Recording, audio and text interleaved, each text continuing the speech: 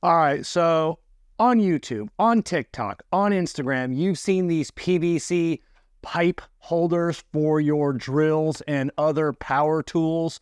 I'm going to show you a little bit different way. I watched a whole bunch of different videos and I went through a couple pieces of pipe, wasting it until I kind of figured out how to do it and what they were doing wrong. That not necessarily wrong, it just works different for me, and it may work better for you as well. Not going to be a long video. This is pretty easy. PVC pipe, that's all you need. Underneath here, there's a 3/4 inch lip on here. So what I did was I cut down a 3/4 inch board, put it underneath here, and then screwed it down from the inside. So I only have a little screw showing on the inside here. That way I had something stout to screw the PVC pipe into. I had 3/4 inch. If you're mounting them underneath a cabinet like this, you may have to bolt them through because you don't want sharp screws coming up. I would recommend just putting a piece of, extra board underneath your cabinet or whatever to mount these up into. We are going to use a 4-inch piece because that's all I have left. I didn't want to go out and buy another 2-foot piece just to cut them down and then not need them, because these are all the tools I have right now. I'll probably make more in the future, but it doesn't make any difference. It's 2-inch, 3-inch, 4-inch. It's all the exact same for each pipe. So let's go over here and get started here. All right, you don't need a drill press. I happen to own a drill press. You do need a shop vise of some kind or some way to hold this down as you're drilling. You could drill some holes in here and screw this to a piece of wood. You could strap it down, but you need a way to safely secure this. So first thing you're gonna do, I cut these into 8-inch pieces and then mark a hole at 4 inches. You can, the length, however long you want. It doesn't really make a difference. You don't need it to be more than 6-7 inches. 8 inches would be the most. That's what I would recommend. But I drilled a hole or marked at 4 inches. So we're just going to lock this down. Now, everyone else online I saw was using a 2.5-inch Forstner bit, and that's what I started with. And I found that a 2-inch works a whole lot better. And then this does not have to be precise at 4 inches.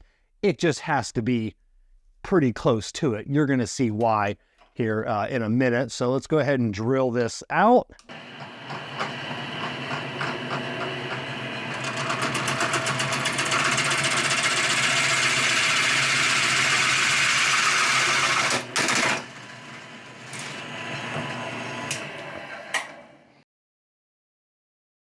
Like I said, you just need to be able to lock it down somehow.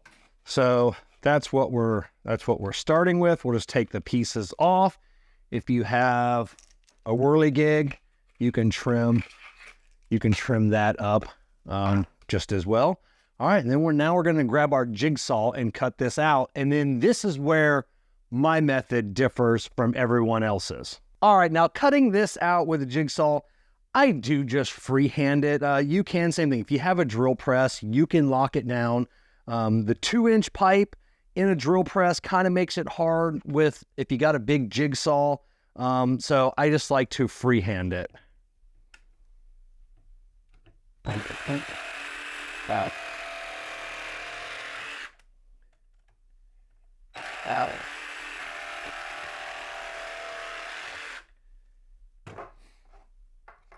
And then that's what it's gonna look like a keyhole. Now that's the point.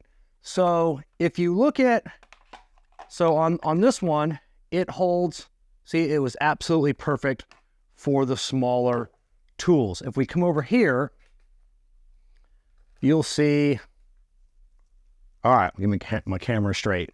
So we have a much larger keyhole to where I cut it out for the larger drills.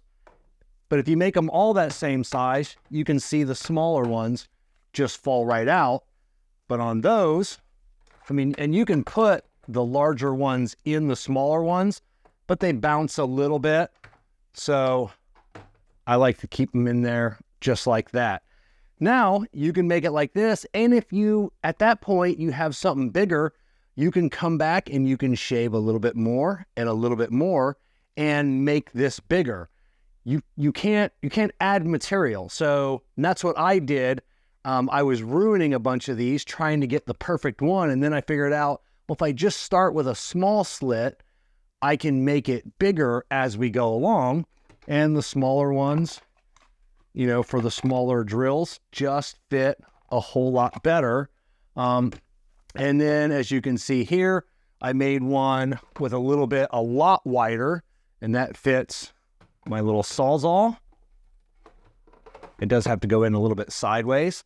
And then over here, I do have just a regular 4-inch, nothing cut out at all. It's just a PVC, and this is for the little oscillating tool. So it can go right in there and sit. So you can just have just a regular piece uncut. As you can see, I painted mine, the 2X Ultra Cover Paint Primer, Golden Sunset, pretty close to the DeWalt colors. When it comes to finishing these, you do want to get rid of the lettering that's on here because it will show up through there. It's super easy. Take a sanding block. I don't know what grit this is. You can sand it off, and then I went around the entire surface, just really scuffing it up, and then I followed up with some green Scotch-Brite, and then kind of polished out some of the sand marks, but it does leave a little bit of a rough enough surface for the paint to stick. 3 coats. You know, you can do 4, you can do, less, it doesn't make any difference. At least minimum 2 coats. And that's it. Then you have, if you have DeWalt, you can use yellow. You can go online. I just went online and Googled the closest color, and then this is what it came up with. So no matter what color power tool you have, you can probably find a Rust-Oleum that will match it. And this does plastics. So that's it. Pretty simple, pretty cut and dry. 2, 3, 4-inch. If you go to Home Depot, they sell the 2-inch. They sell them in 2-foot sections, so you can cut them down. I cut these down. I didn't show that, but I cut them down on my chop saw. You can use a hacksaw if you don't have a chop saw. You can use a Dremel. Doesn't make any difference. Doesn't have to be super straight. I got this one a little crooked. You just make sure the flat part is spacing out. Nobody is going to see the back part, so who cares if it's crooked? So yeah, cut them down to about 8-inch chunks. Mark a hole 4 inches in. Keyhole, 2.5-2-inch Forstner bit. Jigsaw it out, leaving it narrow, and then widening it for the tool that you have. Just keep test fitting it and widening it out. Shave down the sharp edges. And that's it. These are super easy to make, a lot cheaper than going out and buying the elaborate setups that they make that hang the tools. Plus, it's color matching, and there's nothing like creating something that you made instead of going out and buying. So, all right, have any questions, something I left out? I know this is a quick video. I didn't want to make it too long because this isn't that hard to do. But if you do have any questions, leave them down below on whatever platform you're watching this on.